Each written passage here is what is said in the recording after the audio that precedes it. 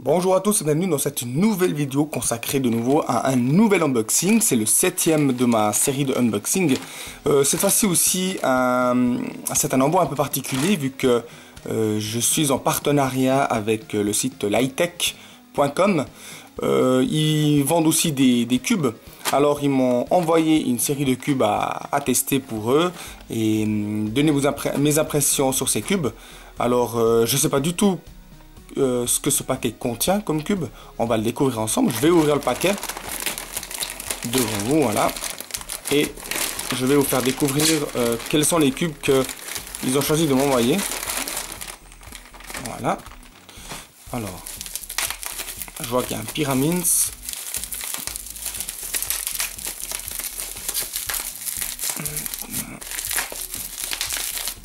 Donc, on va voir ce que c'est ces cubes. J'ai aucune idée de qu'est-ce qu'ils m'ont envoyé.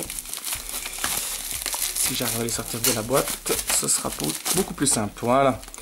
Donc ils m'ont envoyé 3 cubes. C'est déjà pas mal.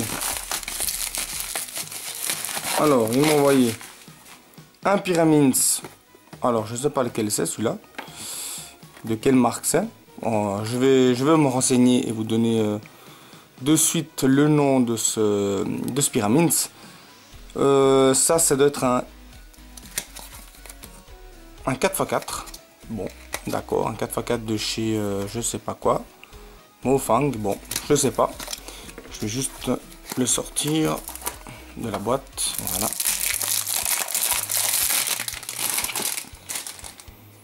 Très bien, donc je vais donner mes impressions tout à l'heure. Je vais sortir tous les cubes de la boîte. Comme ça, vous pouvez mieux les voir de quoi il s'agit. Peut-être que certains de vous déjà ils ont déjà reçu. Voilà, a l'air correct comme cube. Voilà. Et le dernier, c'est un 5x5 de Shengshu. Donc là aussi, c'est un cube que j'ai pas. Donc c'est tous des cubes que j'ai pas, tant mieux. Voilà. Donc un 5x5 de Shengshu. Alors voilà, j'ai reçu 3 jolis petits cubes, hein. C'est sympa. Merci à Lightech pour cet envoi. On se retrouve maintenant pour les impressions. Le premier cube que je vous présente, c'est le Pyraminx de chez Cyclone Boys. Alors c'est leur premier Pyraminx qu'ils ont créé. La particularité de ce Pyraminx, assez évidente, c'est ici l'évidement qu'ils ont créé. Donc ça veut dire qu'ils ont dû tronquer les sommets de chaque face des triangles pour former ce grand vide. Pourquoi? C'est pour permettre un meilleur corner cutting. Donc c'est vrai que ça aide pas mal à ce niveau là. Ça, je dirais que c'est la première chose évidente de ce cube. Une autre particularité du Pyraminx, c'est qu'en ôtant une pièce, je vais vous faire remarquer quelque chose d'assez particulier. C'est qu'ils ont mis un roulement à billes. Donc il y a des petites billes ici sur chaque face. Pour quelle raison? Tout simplement pour deux bonnes choses. C'est que déjà ça permet d'avoir un meilleur mouvement quand on tourne une face. Mais en plus de ça, la particularité, elle est là. C'est que ici, on a un vide exprès pour que la bille puisse s'encastrer à chaque mouvement. Donc, quand on fait un mouvement complet, vous entendez, il y a un petit clic. C'est parce que la bille allait s'encastrer dans le trou. Donc, pour quelle raison?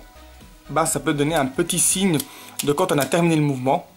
Bah, c'est vrai que si on n'aurait pas ce petit encastrement à chaque mouvement, c'est tout simplement pour aider les speedcubeurs à savoir quand est-ce qu'ils ont terminé le mouvement.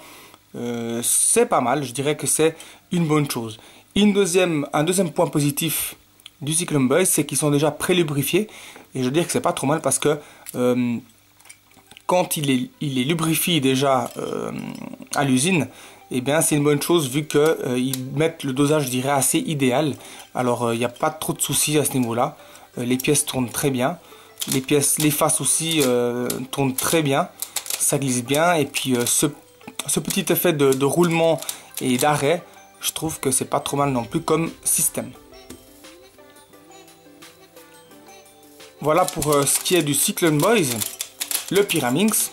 Alors un cube, je peux définir assez bon.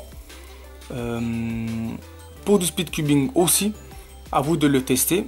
Et on va passer au cube suivant. on passe au prochain cube, le Shengshu Wind 5x5. Pourquoi Shengshu Wind? Parce qu'en fait c'est une version, une deuxième version on va dire du Shengshu original. Alors qu'est-ce qu'ils ont voulu modifier sur ce cube? Tout simplement c'est un cube un peu plus brillant. Pourquoi? Parce que les stickers, tout simplement c'est une version un peu version Moyu. Les stickers sont beaucoup plus vivaces, plus brillants. Alors ça c'est pas forcément une amélioration je dirais, mais ça peut plaire à un cubeur, ça peut aussi ne pas plaire. Moi personnellement j'aime bien les stickers de chez Moyu. Après il y en a certains, je sais que ils n'aiment pas les stickers de chez Moyu. La deuxième chose intéressante de ce cube c'est le turn. Alors il a un excellent turn je veux dire, même aux faces centrales.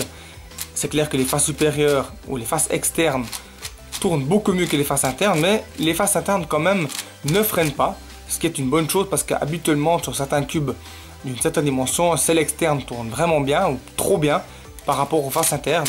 Alors ici il n'y a pas beaucoup de différence, je dois dire, c'est assez excellent comme cube. Le corner cutting, alors le corner cutting, on peut dire que bon, on va pas être exigeant pour des gros cubes comme ça, mais pour un 5x5 déjà ici, on voit qu'il passe vraiment très bien. Au niveau du reverse, un peu moins. Bon, mais ça, c'est aussi normal. Donc, vous voyez que ça bloque quand même pas mal. Les faces centrales, le corner cutting est très léger. Voilà, c'est tout ce qu'il peut, faire de mieux. Mais de nouveau, pour des cubes de cette dimension, on ne veut pas être exigeant. Pour les lock-ups, alors le lock-ups, naturellement, alors je vais le forcer pour vous montrer qu'il est possible, mais là je vais le forcer. Donc voilà, on voit que ça peut bloquer. Donc c'est pas un cube qui est immunisé de cet effet. Il faut faire attention en le manipulant à pas trop forcer. Là j'ai vraiment forcé pour obtenir ce résultat du lock-ups. Mais c'est à vous de, quand vous le manipulez, de faire attention, bien naturellement. Mais à mon avis, c'est pas le cube qui donne le plus de problèmes. En tout cas, je sais qu'avec les Shengshu, les lock-ups sont plus fréquents sur les gros cubes. Le 5x5 encore, je veux dire que ça passe assez bien. En tout cas, moi, j'ai pas eu de lock-ups pour le moment avec mes résolutions 5x5. Alors, je veux dire qu'à ce niveau-là, il est assez bien. Et pour le pop, alors le pop c'est quand les pièces sautent. Alors j'ai pas eu ce phénomène, je vais pas le forcer pour vous montrer s'il le fait, mais c'est quelque chose qui à mon avis, personnellement en faisant des solves avec ce cube, j'en ai pas eu. Donc toujours de nouveau, ça dépend comment on manipule son cube, mais je veux dire que c'est vraiment un excellent cube. À vous de l'essayer et de donner vos impressions et puis de voir par vous-même si c'est un cube qui vous convient. Et voici le dernier cube que je vous présente, c'est le 4x4.